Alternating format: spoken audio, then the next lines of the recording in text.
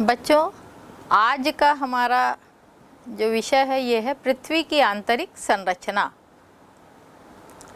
जैसा कि नाम से आप समझ रहे हैं कि पृथ्वी को बाहर से तो हम सब देख सक रहे हैं, महसूस कर सक रहे हैं, लेकिन पृथ्वी अंदर से कैसी होगी यह वास्तव में हमारे लिए कौतूहल का विषय है। जैसे बच्चों, हम अपने शरीर को देखते हैं, हम देखते हैं कि हमारा शरीर ऊपर से जो दिखाई दे रहा है अंदर से बिल्कुल भिन्न है। ऐसे ही पृथ्वी हमें जो ऊपर से दिखाई दे रही है वास्तव में वह ऐसी नहीं है, वह बहुत अलग है। और पृथ्वी की यह जो भिन्नता है, ये जैसे पृथ्वी के अंदर से हमें कभी समझ में आता है कि कहीं भूकंप आए हैं, ये पृथ्वी के अंदर से आने वाली गतियां हैं, झटके लगते हैं। पृथ्वी के अंदर से ज्वालामुखी का उद्गार होता है, खूब सारा गर्म लावा बाहर निकल जा रहा है। तो ये वास्तव में हमारे लिए एक कौतूहल का विषय हम इसको कह सकते हैं कि पृथ्वी अंदर से कैसी होगी, क्योंकि पृथ्वी में हम बहुत सी बातों को महसूस कर रहे हैं। जैसे हम जानते हैं कि पृथ्वी अपने अक्ष पर गोल घूम रही है, इसे पृथ्वी का रोटेशन या परिभ्रमण कहते हैं, और इससे दिन और रात हो रहा है। ये पृथ्वी गोल घूमने की गति क्या है? यदि हम गति को महसूस करते हैं तो 24 घंटा पृथ्वी अपने अक्ष पर एक बार गोल घूमने में लगा रही है। यह भी एक महत्वपूर्ण तथ्य है कि पृथ्वी घूम कैसे रही है। उसके अलावा हम ये भी जानते हैं कि पृथ्वी सूर्य की परिक्रमा करती है और इसे हम परिक्रमण कहते हैं। यह परिक्रमण पृथ्वी एक निश्चित अक्ष, एक ऑर्बिट है, उस ऑर्बिट में वह कर रही है, वह अपने ऑर्बिट से विचलित नहीं होती। ये क्या कारण है कि पृथ्वी में विचलन नहीं है? वह एक निश्चित कक्ष पर सूर्य का चक्कर लगा रही है, यानी पृथ्वी में क्या है? स्थिरता है। तो ये स्थिरता पृथ्वी में कहाँ से आई? पृथ्वी के हम चारों तरफ देखते हैं कि एक वायुमंडल की सीमा है और उसके बाद अंतरिक्ष प्रारंभ हो जा रहा है। तो यह वायुमंडल जो पृथ्वी के आकर्षण में है, पृथ्वी के चारों तरफ एक कंबल की भांति यह बना हुआ है। तो यह वायुमंडल पृथ्वी के आकर्षण में क्यों है? हम जब पृथ्वी पर उछल कूद मचाते हैं तो वापस पृथ्वी पर अपनी सतह पर आ जाते हैं। क्या कारण है? ये सब गुरुत्वाकर्षण के कारण है। पृथ्वी में गुरुत्वाकर्षण कहाँ से आया? तो ऐसी बहुत सी बातें हमारे लिए कौतूहल का विषय है। हमें यह जानने की बहुत उत्सुकता रहती है कि ये सब क्यों होता है, और इसीलिए आज हम पृथ्वी के अंदर का अध्ययन करेंगे। हम धरातल के ऊपर में देखते हैं कि धरातल के ऊपर में कई प्रकार की चट्टानों का समूह है, और इन्हीं चट्टानों से धरातल का निर्माण हुआ है। चट्टानें टूट फूट रही, मिट्टी बन गई, लेकिन कुल मिलाकर चट्टानों का अंश धरातल के ऊपर देखने को मिलता है। और इस आधार पर यदि हम पृथ्वी के स्थिति का आकलन करें तो कुछ विद्वानों ने जो पृथ्वी का आकलन किया है कि पृथ्वी का भार, इसका मास कितना है, तो पृथ्वी का मास जो है आप यहाँ पर देख रहे हैं 5.98 गुणित 10, इसकी घात 27 ग्राम, ये पृथ्वी का भार इससे निकाला गया है। इसी प्रकार से पृथ्वी का जो आयतन है, इसका वॉल्यूम निकालने के लिए ये जो सूत्र है 0.1 गुणित 10 की घात 27 घन सेंटीमीटर, इससे हम पृथ्वी का आयतन ज्ञात करते हैं। तो ये तो भार और आयतन कैसे ज्ञात किया गया, उसी प्रकार से पृथ्वी का जो औसत घनत्व है, यह घनत्व 5.52 ग्राम प्रति घन सेंटीमीटर में आंका गया है। पृथ्वी की चट्टान जो धरातल के ऊपर में पाई जा रही है, इसका घनत्व 2.7 ग्राम है। तो इस प्रकार से ये जो घनत्व जिससे हम पृथ्वी की जानकारी को महसूस कर रहे हैं, यह एक महत्वपूर्ण तथ्य है। तो बच्चों, अब हम सबसे पहले पृथ्वी के अंदर क्या है, कैसी है हमारी पृथ्वी अंदर से, यदि हम इस बात की ओर जानना चाहें तो हमारे सामने में दो महत्वपूर्ण जो तत्व या साधन हम कह सकते हैं, कारक कह सकते हैं, ये हमारे सामने में आते हैं। इसमें पहला जो है यह है अप्राकृतिक साधन और दूसरा प्राकृतिक साधन। अप्राकृतिक साधन क्या है? पृथ्वी पर पाए जाने वाले जो तापमान की स्थिति है, पृथ्वी पर पाए जाने वाला घनत्व और पृथ्वी के भीतर में दबाव की जो विभिन्न परिस्थितियां हैं, यह अप्राकृतिक कारणों के अंतर्गत आती है। इसमें हम सबसे पहले देखेंगे कि घनत्व क्या है। बच्चों, घनत्व शब्द से आप परिचित हैं। ये घनत्व क्या होता है? ये भार को बताता है और इसको जानने के लिए अभी मैंने जैसे आपको एक सूत्र बताया कि घनत्व को जानने के लिए ग्राम प्रति घन सेंटीमीटर से हम घनत्व निकालते हैं। अर्थात जैसे 1 सेंटीमीटर लंबा, 1 सेंटीमीटर चौड़ा और 1 सेंटीमीटर ऊंचा, मान लीजिए एक बॉक्स है। उस बॉक्स में आप अलग अलग वस्तुएं जैसे भरते हैं, तो ये अलग अलग वस्तुओं की जो स्थिति है, इसका वजन है, ये अलग अलग इसमें आएगा। मान लीजिए इस बॉक्स में आप लोहा भरेंगे तो लोहे का वजन अधिक होगा, लेकिन इस बॉक्स में यदि आप गेहूं भर देते हैं तो गेहूं का वजन कम होगा। तो ये 1 सेंटीमीटर घन सेंटीमीटर का जो बॉक्स है, इसमें हम कौन सी वस्तु भर रहे हैं और उसका वजन कितना होता है, यह घनत्व कहलाता है।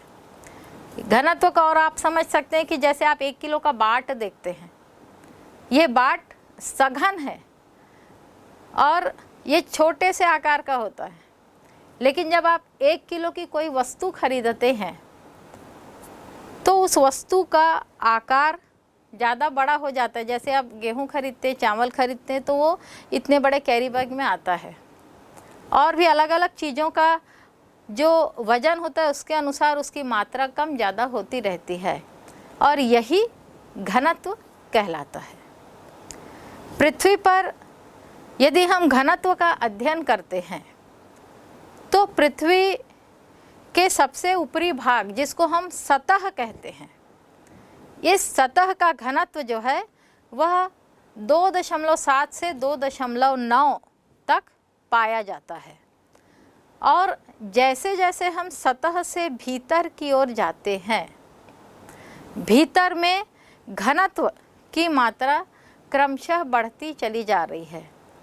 पृथ्वी के भीतर की जो स्थिति है, वहाँ पर पृथ्वी का जो घनत्व है सतह के ठीक नीचे और कुछ गहराई तक जब हम देखते हैं तो पृथ्वी का घनत्व 3 से 3.5 यानी घनत्व बढ़ गया। पृथ्वी के भीतर में पाई जाने वाली जो तत्व है, जो चट्टानें हैं, इसका वजन अधिक होता है। इसी प्रकार से और भी अधिक गहराई पर यदि हम जाते हैं, लगभग 400 किलोमीटर की गहराई तक हम यदि जाते हैं तो पृथ्वी का घनत्व 3.1 से 4.75 के बीच पाया जाता है। क्रमशः गहराई पर जाने पर लगभग 700 किलोमीटर की गहराई पर जाने पर घनत्व 4.7 से लगभग 5 तक पाया जा रहा है।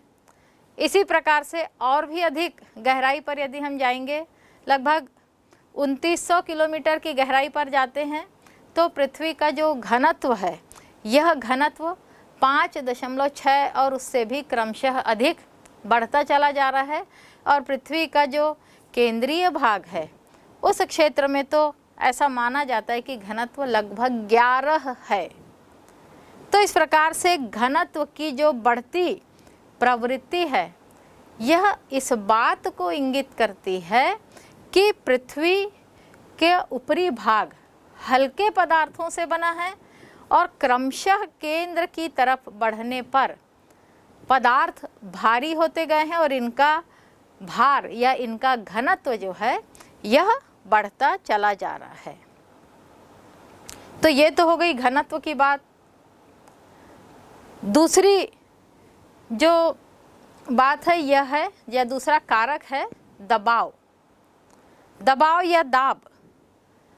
बच्चों, आप जानते हैं कि दाब पृथ्वी के अंदर अधिक है ऊपर की तुलना में। ये कैसे समझ में आता है? जब पृथ्वी के ऊपर से अत्यधिक दबाव के कारण नीचे में, जैसे मान लीजिए पानी रिसकर चला जा रहा है, तो ये पानी क्या कर रहा है? अत्यधिक दबा रहा है और उसके कारण कभी कभी पृथ्वी से भाप निकल आती है, बाहर कोई क्षेत्र से भाप निकल जाती है, या पृथ्वी के अंदर में यदि कोई कुआं है तो वहाँ पर गर्म पानी जो होता है, सामान्य धरातल की तुलना में कुएं का पानी गर्म होता है। तो ये पृथ्वी के अंदर की गर्मी, और गर्मी क्यों हो रही है? अत्यधिक दबाव के कारण। पृथ्वी का ऊपरी भाग में दबाव कम है और क्रमशः भीतर की ओर जाने पर दबाव बढ़ता चला जा रहा है। और इसी दबाव के कारण संभवतः ज्वालामुखी क्यों उद्गार हो रहे हैं? क्योंकि अत्यधिक दाब के कारण जब नीचे में पदार्थ की मात्रा बढ़ जाती है तो किसी कमजोर क्षेत्र से लावा बाहर उद्गारित होता है और ज्वालामुखी का उद्गार हो जाता है। तो ये भी दबाव की सूचना देता है। ऊपरी भाग में हल्के पदार्थ है, लेकिन क्रमशः नीचे में पदार्थ धीरे धीरे जमने लगते हैं। आप कोई प्रयोग भी कर सकते हैं कि जब आप विभिन्न घनत्व के पदार्थ को मिला देते हैं, जैसे आप पानी में कुछ तत्व को मिला दीजिए और मिलाने के बाद उसको छोड़ दीजिए, थोड़ी देर बाद आप देखेंगे कि जो भारी पदार्थ है वो नीचे में जम जाते हैं और हल्के पदार्थ है वो ऊपर में रह जाते हैं। तो इसी प्रकार से पृथ्वी में घनत्व भी आपने देखा कि ऊपर के जो तत्व है ये हल्के पदार्थों से बने हैं और नीचे के तत्व भारी पदार्थों से बने हैं। तो इस प्रकार से ऊपर से नीचे क्रमशः दबाव बढ़ता चला जा रहा है। पृथ्वी पर सबसे अधिक दबाव इसके केंद्र में पड़ता है और केंद्र से क्रमशः उत्तर की ओर बढ़ने पर दबाव कम, यानी ऊपर से केंद्र की तरफ दबाव के बढ़ने की प्रवृत्ति पाई जाती है। तीसरा जो तत्व है यह है तापमान। बच्चों, जैसा अभी मैंने बताया कि पृथ्वी के भीतर में अत्यधिक घनत्व है और अत्यधिक दबाव है और उसके कारण भीतर में जाने पर तापमान में भी वृद्धि हो रही है।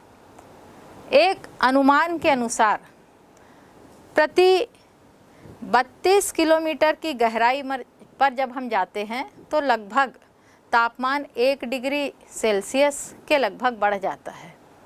ये तापमान बढ़ने की प्रवृत्ति पृथ्वी के भीतर में काफ़ी अंदर तक देखी गई है। लेकिन यदि यही प्रवृत्ति रही तो पृथ्वी के अंदर का तापमान बहुत अधिक हो जाएगा, लेकिन ऐसा नहीं है। पृथ्वी में जो तापमान के बढ़ने की प्रवृत्ति है, सतह के नीचे पृथ्वी की जो सतह अर्थ सरफेस जिसको हम महसूस कर रहे, जो हम देख रहे, जिसको हम धरातल कहते हैं, उसके नीचे में तापमान जो है लगभग 500 डिग्री सेल्सियस तक पाया जाता है। लेकिन उसके भीतर जैसे जैसे हम भीतर की ओर जाते हैं लगभग 100 किलोमीटर की गहराई पर जब हम जाते हैं तो यहाँ पर तापमान जो है यह 800 से 1200 डिग्री सेल्सियस तक होता है।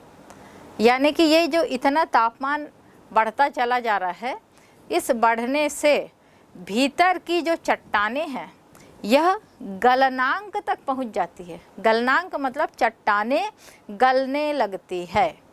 पहले चट्टानें धीरे धीरे तापमान बढ़ रहा है, चट्टानों का जो स्वरूप है वो लचीला होता है, इलास्टिक की भांति ऐसे खींचने की स्थिति में आ जाती है, और जब तापमान और भी बढ़ जाता है तो ये चट्टानें गल जाती है। और कितनी गलती है ये चट्टानें? लगभग ये गल करके तरल अवस्था में आ जाती है। और इस तरल अवस्था में जब चट्टानें आ जाती है तो उस क्षेत्र को पृथ्वी का दुर्बलता मंडल, एस्थेनोस्फीयर के नाम से हम इसे जानते हैं, जहाँ पर चट्टानें गल करके लगभग तरल अवस्था में, जिसको हम लावा कहते हैं, तो लावा के रूप में परिणित हो जाती है। और इस प्रकार से जो तापमान में बढ़ने की जो प्रवृत्ति यहाँ पर हमने देखी है, वह लगभग 100 मीटर की गहराई तक पहुँचने पर तापमान 2 से 3 डिग्री सेल्सियस तक बढ़ रहा है। तो इस प्रकार से ये तापमान निरंतर बढ़ता चला जा रहा है। लेकिन इसके बाद तापमान में बढ़ने की जो प्रवृत्ति है, प्रवृत्ति घट रही, तापमान बढ़ रहा है, लेकिन जो दर मैंने बताई थी तापमान के बढ़ने की, यह दर क्रमशः कम होती भीतर की ओर जाने पर, लेकिन भीतर की ओर जाने पर तापमान निरंतर बढ़ता चला जाता है। तापमान बढ़ने की ये जो दर है, लगभग पृथ्वी में 400 किलोमीटर की गहराई पर यदि हम जाते हैं तो यहाँ पर तापमान 1500 डिग्री सेल्सियस के लगभग पाया जाता है। इसी प्रकार से लगभग 700 किलोमीटर की गहराई में तापमान जो है यह 1900 डिग्री सेल्सियस के लगभग पाया जाता है। तो इस प्रकार से तापमान की जो बढ़ने की प्रवृत्ति है, पृथ्वी का जो भीतरी भाग है जिसको हम कोर कहते हैं, तो कोर कहाँ तक है? तो यदि हम पृथ्वी के केंद्र से लगभग एक ऐसा वृत्त बनाए जिसकी परिधि की लंबाई लगभग 2900 किलोमीटर के लगभग हो, तो उस क्षेत्र में 2900 किलोमीटर का जो क्षेत्र है, यहाँ पर तापमान 3700 डिग्री सेंटीग्रेड होता है। और इसी प्रकार से 5100 किलोमीटर की गहराई में तापमान जो है यह 4300 डिग्री सेंटीग्रेड हो रहा है। तो इस प्रकार से तापमान निरंतर बढ़ता जा रहा है। बच्चों, आप जानते हैं कि पृथ्वी का जो केंद्र है सतह से, ये कितना दूर है? यह लगभग 6378 किलोमीटर की गहराई, कुछ लोग 70, 71, कुछ 78, ऐसे अलग अलग लोगों के प्रमाण हैं। तो लगभग पृथ्वी की जो गहराई है वो लगभग 378 हम मान के चल रहे हैं। तो इतनी गहरी पृथ्वी है। कुछ लोग 6371 कहते हैं, कुछ 6378, या इस बीच में अलग अलग विद्वानों ने अलग अलग गहराइयों का उल्लेख किया है। तो पृथ्वी की ये जो गहराई है, यहाँ पे जो केंद्रीय भाग है, केंद्रीय भाग में सर्वाधिक तापमान पाया जाता है। तो इस प्रकार से तापमान, दबाव और घनत्व, ये 3 इस प्रकार के अप्राकृतिक कारक हैं जिसमें हम पृथ्वी का अंदर कैसा है इसका आकलन कर सकते हैं। ये बढ़ता जो तापमान है, इसी तापमान से चट्टान गलनांक पहुंच जा रही, लावा बन रही, और यही लावा जब उद्गारित होकर के बाहर आता है तो हम इसे ज्वालामुखी का उद्गार कहते हैं। लेकिन ये उद्गार जो हो रहा है यह पृथ्वी के बहुत गहराई से नहीं हो रहा है, यह उसी क्षेत्र से हो रहा है लगभग जहाँ पर पृथ्वी की गहराई लगभग 100 किलोमीटर है, तो उसी क्षेत्र से लावा का उद्गार होता है। उसके नीचे लावा का उद्गार सामान्यतया नहीं हो रहा है। क्यों नहीं हो रहा है इसको हम आगे देखेंगे, लेकिन तापमान के बढ़ने की जो प्रवृत्ति है यह देखने को मिलती है। दूसरा जो कारक है यह कहलाता है प्राकृतिक कारक। प्राकृतिक कारक क्या है? तो इसके अंतर्गत हम दो बातों का उल्लेख करते हैं, एक ज्वालामुखी और दूसरा भूकंप। बच्चों, आप जानते हैं कि भूकंप एक ऐसा साक्ष्य, ऐसा प्रमाण, ऐसा एविडेंस है जिसके माध्यम से हमको पृथ्वी के अंदर की जानकारी को प्राप्त करने में बहुत अधिक सहायता मिलती है। ये भूकंप क्या है? जब पृथ्वी के भीतर में अत्यधिक दबाव पड़ता है और दबाव के कारण पृथ्वी के भीतर में कई प्रकार की संवहनिक तरंगे जन्म लेती हैं। ये तरंगे पृथ्वी के भीतर में निरंतर गतिशील है और यही जो गतिशील तरंगे हैं, इस गतिशील तरंगों का जहाँ से प्रारंभ होता है, ये तरंगे जहाँ पर इकट्ठी हुई और इकट्ठे होने के बाद यहाँ से ये तरंगे जब प्रारंभ होती है भूकंप के लिए, तो इस भूकंपीय लहरों का जो प्रारंभिक अवस्था होती है इसको अधिकेंद्र या एपीसेंटर के नाम से जाना जाता है। जहाँ से ये एपीसेंटर प्रारंभ होता है वहाँ से ये तरंगे निकलती हैं और विभिन्न दिशाओं की ओर प्रवाहित हो रही है। ये तरंगे कैसी होती है? बच्चों, आपने कभी खेल खेल में तालाब में कोई पत्थर फेंका होगा और जब हम तालाब में दूर से पत्थर फेंकते हैं तो फेंकने के बाद जहाँ हमारा पत्थर गिरता है वहाँ से तरंगे उठना प्रारंभ होती है।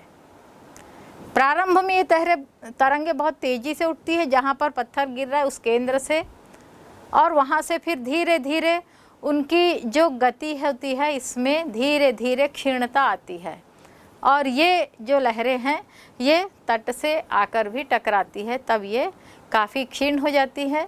लेकिन ये जो गति है इसमें दोलन अधिक होता है। जहाँ पर केंद्र में पत्थर गिरा है वहाँ पर कम दोलायमान होती, लेकिन क्रमशः तट की तरफ या केंद्र से दूरी की ओर जाने पर इनमें जो दोलायमान होता है, गति होती है, वो अधिक हो जाती है। बच्चों, अभी हमने जैसे भूकंप के प्राथमिक, द्वितीयक और जो धरातली लहरें हैं इनके बारे में और इनकी हलचलों से हम भूगर्भ की जानकारियों को कैसे प्राप्त कर सकते हैं, ये अभी हमने बताया। इसके बाद आप जानते हैं बच्चों कि भूकंप को ज्ञात करने के लिए एक भूकंप लेखी यंत्र बनाया गया है जिसको सिस्मोग्राफी यंत्र भी कहते हैं। ये सिस्मोग्राफी यंत्र दूरस्थ से आने वाली जो भूकंपीय तरंगे हैं इन तरंगों को यह पकड़ लेता है और ये तरंगे कहाँ से प्रारंभ हुई, कहाँ तक आ रही है, ये सब चीज़ें इस भूकंप मापी यंत्र के माध्यम से हमें पता चल जाता है कि कितने समय में भूकंप आने वाला है और उस आधार पर लोगों को पूर्व चेतावनी दे दी जाती कि भूकंप आने वाला है, जिससे उस क्षेत्र के लोग अपने आप को सुरक्षित करने का प्रयास करते हैं। जिन क्षेत्रों में यह जो भूकंप की स्थिति जो अभिलेखित होती है तो भूकंप आने की जानकारी मिलती है, लेकिन जहाँ पर यह स्थिति अभिलेखित नहीं हो पाती उस क्षेत्र को भूकंप का छाया क्षेत्र या शेडो एरिया के नाम से हम जानते हैं। बच्चों, अब हम आगे देखेंगे कि भूकंप कितने प्रकार के होते हैं, कितने प्रकार से भूकंप धरातल पर प्रकट हो सकते हैं। तो सबसे पहला है विवर्तनिक भूकंप। विवर्तनिक भूकंप जब भ्रंश तल के सहारे चट्टानों के सरकने की प्रक्रिया होती है तो उससे भूकंप आता है, इसे हम विवर्तनिक भूकंप कहते हैं। दूसरा जो भूकंप है यह है ज्वालामुखी जन्य भूकंप। जब ज्वालामुखी प्रक्रिया, किसी क्षेत्र में ज्वालामुखी का उद्गार हो रहा है, ज्वालामुखी प्रक्रिया संपन्न हो रही है, तो उद्गार के पूर्व एक भयंकर विस्फोट कभी कभी होता है और इस विस्फोट से उस क्षेत्र का धरातल हिल जाता है और इससे भी भूकंप आते हैं। इसके बाद जब पृथ्वी की जो भूपर्पटी है, हम जानते हैं कि पृथ्वी की जब उत्पत्ति हुई थी तो यह आग का गोला थी। धीरे धीरे यह आग का गोला सिकुड़ते सिकुड़ते वर्तमान स्वरूप में आया है। तो ये भूपर्पटी में सिकुड़न आज भी जारी है, ऐसा विद्वानों का मत है। और जब भूपर्पटी में सिकुड़न आता है तो इससे भूकंप की उत्पत्ति हो सकती है। बच्चों, इसके पहले मैंने बताया था कि पृथ्वी के भीतर में दबाव अधिक है और ये दबाव जलवाष्प और गैस राशियों से अधिक बढ़ता चला जाता है। जब पृथ्वी के भीतर में गैस राशियों का विस्तार हो जाता है और वो निरंतर हलचल करके किसी क्षेत्र से बाहर निकलने का प्रयास करती है, तो इससे भी भूकंप के झटके महसूस किए जाते हैं। इसके अलावा धरातल को यदि आप देखते हैं तो धरातल में देखिए, एक तरफ गहरे समुद्र है, कहीं समतल मैदान है तो कहीं ऊंचे पर्वत है। उसके बावजूद धरातल में एक संतुलन की स्थिति बनी हुई है जिसे हम आइसोस्टेसिस या भू संतुलन कहते हैं। कभी यदि इस संतुलन में अव्यवस्था आ जाती है तो इससे भी भूकंप के झटके महसूस किए जा सकते हैं। ये तो जो मैंने भूकंप के झटके आने के कुछ प्राकृतिक कारण बताए। इसके अलावा कुछ मानव जनित क्रियाएं भी ऐसी होती है जिससे कि भूकंप आ सकते हैं। जैसे किसी क्षेत्र में खनन की प्रक्रिया हो रही है और खनन की प्रक्रिया के माध्यम से उस क्षेत्र की जो खाने हैं उसकी छत कई बार ढह करके नीचे गिर जाती है, तो उससे भी भूकंप आते। इनको कोलैप्स अर्थक्वेक कहा जाता है। तो अचानक छत के ढह जाने से कोलैप्स हो जाता है और इस प्रकार से भूकंप की घटनाएं आती है। कहीं पर परमाणु परीक्षण होता है और इस परीक्षण के माध्यम से कहीं रासायनिक परीक्षण हो रहा है तो इससे विस्फोट किए जाते हैं और यह विस्फोट भी भूकंप के कारण बनते हैं। इसके अलावा जब नदियों पर जल संचय के लिए बड़े बड़े बांध बनाए जाते हैं तो इन बांध के कारण उस क्षेत्र में पानी के कारण वजन बढ़ जाता है और उससे भी भूकंप के झटके महसूस किए जा सकते हैं। तो ये तो भूकंप आने के कारण हुए। बच्चों, आप जानते हैं कि भूकंप दो प्रकार के होते हैं, एक स्थलों में आने वाले भूकंप और एक महासागर या जलीय क्षेत्रों में आने वाले भूकंप। तो जब स्थलीय भाग में भूकंप के झटके महसूस किए जाते हैं तो इसे स्थलीय भूकंप कहते हैं। आज भी जो अल्पाइन रेंज है, अल्पाइन पर्वत श्रेणियाँ जो है, इसके अंतर्गत हिमालय सम्मिलित है। तो इन क्षेत्रों में आज भी विभिन्न क्षेत्रों में भूकंप के झटके महसूस किए जाते हैं। इसके अलावा महासागरीय क्षेत्र में कभी कभी सागर के मध्यवर्ती या भीतरी भाग में और कई बार तटीय भाग में भूकंप के झटके आते हैं। इस भूकंप के झटकों से सागरीय क्षेत्र में जब भूकंप आते तो जो लहरों की आवृत्ति है ये बढ़ जाती, बहुत बड़े आकार की लहरें यहाँ पर विकसित होती है और ये बड़ी आकार की लहरों को हम सुनामी के नाम से जानते हैं। तो सुनामी क्या है? भूकंप नहीं है। भूकंप आने के कारण जो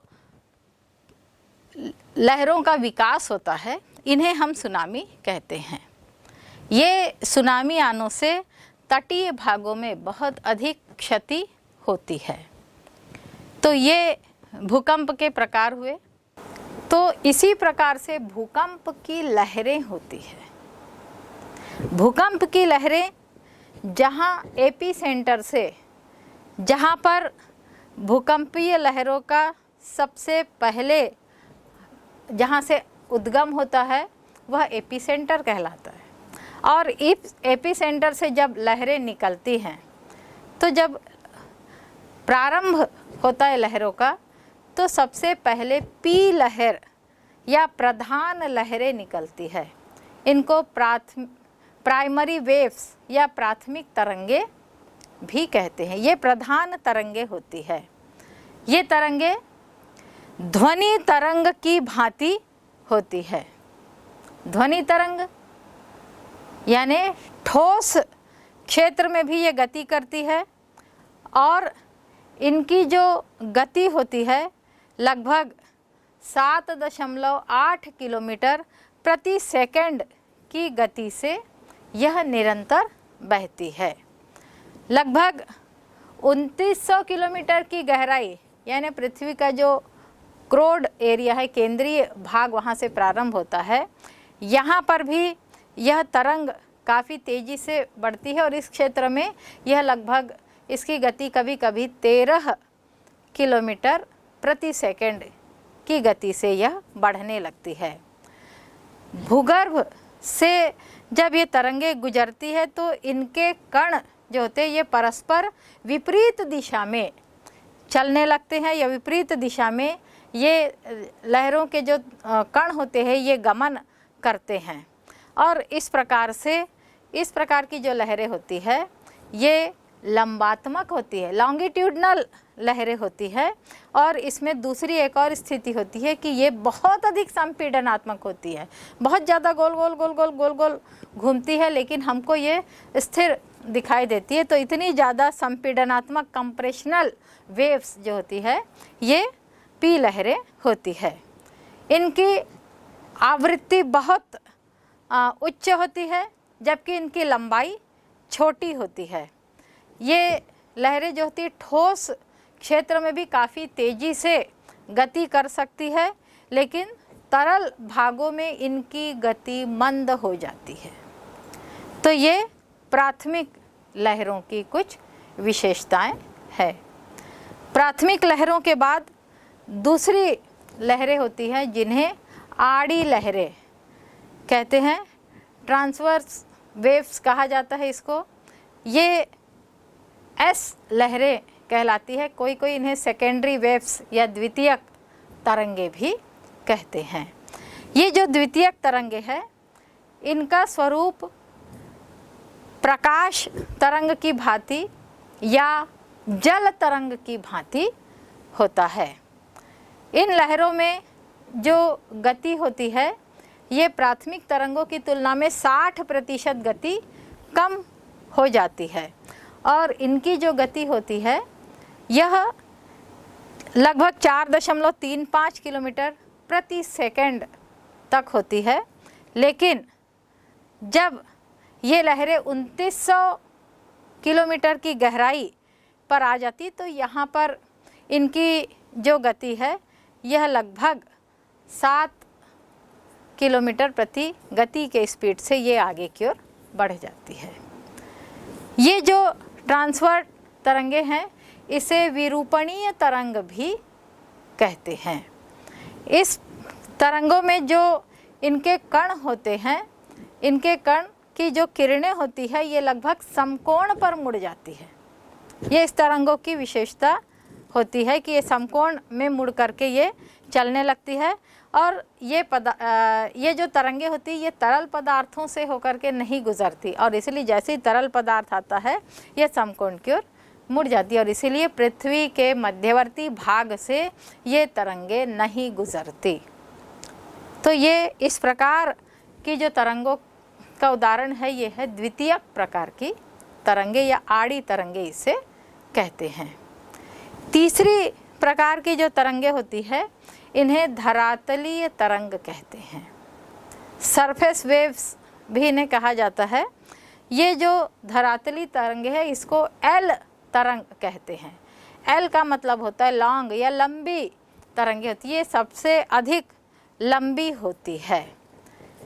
इस प्रकार की जो तरंगे होती है इनका वेग बहुत कम होता है, लेकिन जिस केंद्र से ये निकलती है इस केंद्र से ये चारों तरफ क्रमशः फैल जाती है और फैलने के बाद ये तरंगे वापस गोल घूम करके केंद्र की तरफ ही आती है।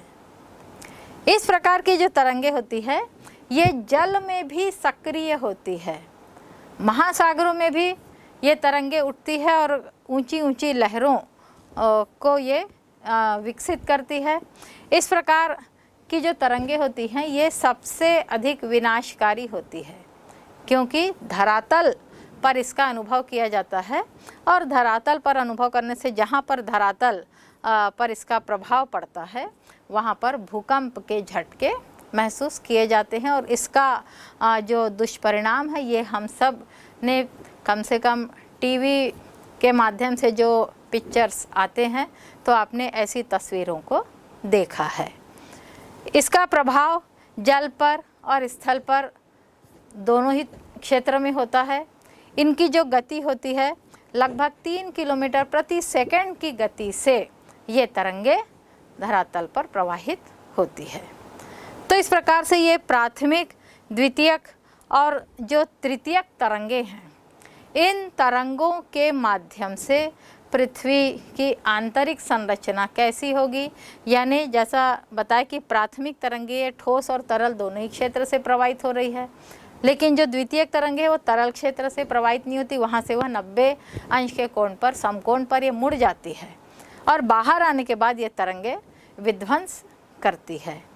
तो इससे पृथ्वी के अंदर में विभिन्न प्रकार के घनत्व या पृथ्वी के धरातल के भीतर की जो चट्टानों का स्वरूप है इसमें भिन्नताएं देखने को मिलती है। ये तरंगे जब भीतर से गुजरती है तो इनके मुड़ने के ढंग से ही हम पृथ्वी के अंदर की विभिन्न असंगतियों का पता हम लगा सकते हैं और इसी के आधार पर जो पृथ्वी के अंदर में घनत्व अधिक है हम कह रहे हैं, तापमान अधिक है हम कह रहे हैं, तो हमारा जो ये विश्वास है इस विश्वास को प्रबलता प्रदान करती है यही तरंगे। इन तरंगों को हम कैसे जानते हैं, कैसे समझ सकते हैं? बच्चों, आप जानते हैं कि भूकंप को जानने के लिए एक यंत्र बनाया गया है जिसको हम सिस्मोग्राफी यंत्र कहते हैं। तो ये सिस्मोग्राफी यंत्र जो है, जैसे ही सिस्मिक वेव्स किसी अधिकेंद्र से उत्पन्न होती है, ये सिस्मिक वेव्स जो है ये सिस्मोग्राफी यंत्र इसमें हलचल करने लगता है। इसमें बताता है कि अधिकेंद्र में जो ये वेव्स उत्पन्न हो रही है और ये वेव्स उस आधार पे कितने समय में पृथ्वी पर आ जाएगी, किस क्षेत्र में भूकंप आएगा, इसकी सूचना ये सिस्मोग्राफी यंत्र देखता है। और यही यंत्र के माध्यम से ये जो तरंगे विभिन्न क्षेत्रों से होकर के जा रही है तो इससे धरातल के भीतर की असंगतियां पता चलती है। कई बार ये तरंगे घनत्व की भिन्नता के कारण कुछ वक्राकार रूप में भी प्रवाहित होती है। तो इन तरंगों की भिन्नता के कारण हम पृथ्वी की आंतरिक संरचना कैसी है इसमें ज़्यादा विश्वस्त होते हैं।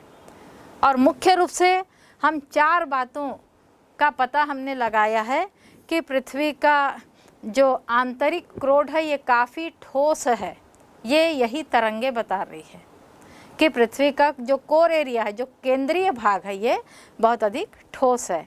इसी प्रकार से इस केंद्र का जो बाह्य जो क्षेत्र है, यह क्षेत्र लगभग तरल, कीचड़ या दलदल जैसी स्थिति में यहाँ देखने को मिलता है। स्लरी इसमें ज़्यादा पाई जाती है। फिर पृथ्वी का एक क्षेत्र ऐसा भी है जो बहुत ही कोमल है, इसे दुर्बलता मंडल कहा गया है, दुर्बल क्षेत्र है। ये पृथ्वी की जो चट्टानें हैं, इन चट्टानों के गलनांक स्थिति के कारण यह दुर्बलता मंडल का विकास हुआ है। इसी प्रकार से पृथ्वी का जो स्थलीय भाग है यह कठोर तल के रूप में है। ये सभी बातें इन तरंगों के माध्यम से हमें पता चलती है। तो भूकंप विज्ञान जो है ये अपने आप में बहुत ही, इनकी जो तरंगे है ये पर्याप्त है पृथ्वी की आंतरिक संरचना को समझाने के लिए। तो इस प्रकार से ये जो प्राकृतिक तथ्य है ज्वालामुखी और भूकंप, इन दोनों के माध्यम से हम पृथ्वी का अंतरतम कैसा होगा इसे जानने का प्रयास किया है। ये तो हो गया पृथ्वी का जो आंतरिक, पृथ्वी की जो आंतरिक संरचना है इसको जानने के एक भौतिक कारक। भूकंप जब किसी क्षेत्र में आता है तो वो अपना क्या प्रभाव डालता है बच्चों, आइए ये भी हम जानें। तो सबसे पहले जब भूकंप आता है तो पूरी की पूरी भूमि हिल जाती है। उस क्षेत्र विशेष की, जहाँ पर जिस केंद्र से भूकंप आता है उस क्षेत्र की भूमि पूरी तरीके से हिल जाती है। और इसके हिलने से धरातल में कई प्रकार की विसंगतियाँ आती है। विसंगतियाँ, कोई क्षेत्र नीचे धंस जाता है, कोई ऊपर उठ जाता है, कहीं पर दरार आ जाती है, ऐसी आदि आदि विसंगतियाँ यहाँ पर आती है। और जब पर्वतीय क्षेत्र में भूकंप आता है तो भूमि स्खलन या मृदा स्खलन, या फिर उस क्षेत्र में जो मड फ्लो तेज़ी से होता है, पंक प्रवाह तेज़ी से होता है, मिट्टी का द्रवण होने लगता है, आइस स्लाइडिंग होने लगती है, हिमस्खलन होने लगता है। तो ये सभी प्रभाव जो है भूकंप के कारण आते हैं। सागरीय भाग में जैसा अभी बताया कि सागर में भूकंप आने से लहरें विकसित होती, बहुत बड़ी बड़ी लहरें उठने लगती है, जिसे हम सुनामी लहर कहते हैं। ये भूकंप का की ही एक देन है। इसी प्रकार से नदियों के कभी कभी बांध टूट जाते हैं, प्राकृतिक तटबंध जो है कभी कभी टूट जाते हैं, और उसके कारण क्या होता है, जो बांध में जो जल भरा रहता है यह जल चारों तरफ बिखर जाता है और इससे बाढ़ जैसी स्थिति का सामना हमें करना पड़ता है। नदी का मार्ग अवरुद्ध हो जाता है। इसका आपको एक उदाहरण बता दूं कि सन 1950 में असम में जब भूकंप आया था तो ब्रह्मपुत्र की जो सहायक दिहांग नदी है ये बहुत बुरी तरीके से बाढ़ग्रस्त हो गई थी। तो ये एक भूकंप की प्रक्रिया के अंतर्गत सम्मिलित किया जाता है। इसी प्रकार से भूकंप आने से लाखों लोगों की असामयिक मौत होती है। आपने जितने भी भूकंप सुने हैं तो उस भूकंप के क्षेत्र में, क्योंकि भूकंप कभी कभी ऐसा होता है कि सिस्मोग्राफी यंत्र बता रहा है चेतावनी मिल रही, लेकिन चेतावनी कुछ समय पहले ही मिलती है। यदि रात में आदमी सोता है और रात में भूकंप आता है तो क्या होता है, कई व्यक्ति जो है मौत के मुंह में समा जाते हैं। जैसे 23 जनवरी सन 1956 में जब चीन में भूकंप आया था तो इसमें बहुत से लोग काल कवलित हो गए थे। इसी प्रकार से जब 26 जनवरी 2001 में गुजरात में भूकंप आया था, या फिर 1937 में आए कलकत्ता के भूकंप में अनेक लोग काल कवलित हुए थे, अनेकों की मौत असामयिक हो चुकी थी। तो यह भूकंप का प्रभाव है। फिर धरातल का कोई क्षेत्र ऊपर उठ जाता है तो कोई क्षेत्र नीचे धंस जाता है। बच्चों इसका भी एग्जाम्पल बता रही हूँ। सन 1819 में जब सिंधु नदी के डेल्टा के पास भूकंप आया था तो लगभग 4500 वर्ग किलोमीटर का एक विस्तृत क्षेत्र जो डेल्टा का था यह धंस गया था और बहुत सा भाग जो है समुद्र में समा गया था। तो यह एक भूकंप की परिणति, उसका रिजल्ट हम इसको कह सकते हैं। कई बार भूकंप के कारण एक वृहत क्षेत्र में दरार उत्पन्न हो जाती है और इस प्रकार की जो दरार है सन 1897 में जब असम के क्षेत्र में भूकंप आया था तो वहाँ पर लगभग 19 किलोमीटर लंबी और 10 मीटर चौड़ी दरार विकसित हो गई थी। अब आप जानते हैं यदि ज़मीन पे खूब बड़ी दरार आ जाए तो कितने ही घर टूट जाएंगे। नदियों का प्रवाह जो है उस दरार में कई बार समा जाता है, कभी उसके किनारे नदी का मार्ग बदल जाता है। तो ऐसी बहुत सी प्रक्रियाएं संपन्न होती है। इसी प्रकार से आग लगने की क्रिया भी होती है। मान लीजिए जब भूकंप आ रहा है तो कोई कारखाने में कार्य चल रहा है या कोई खदान जो है वहाँ पर कोई कार्य चल रहा है, घरों में भी कार्य चलता है, और जैसे ही भूकंप आता है, धरातल हिलता है तो उस क्षेत्र में आग भड़क जाती है। और इस प्रकार की आगजनी की जो घटनाएं हैं, सन 1923 में जापान में जो टोक्यो या याकोहामा के क्षेत्र में भूकंप आया था, तो इससे एक वृहत आगजनी की घटना घटी थी। तो ये इस प्रकार के कई प्रभाव भूकंप के कारण संपन्न होते हैं। तो ये तो बच्चों भूकंप की स्थिति हुई।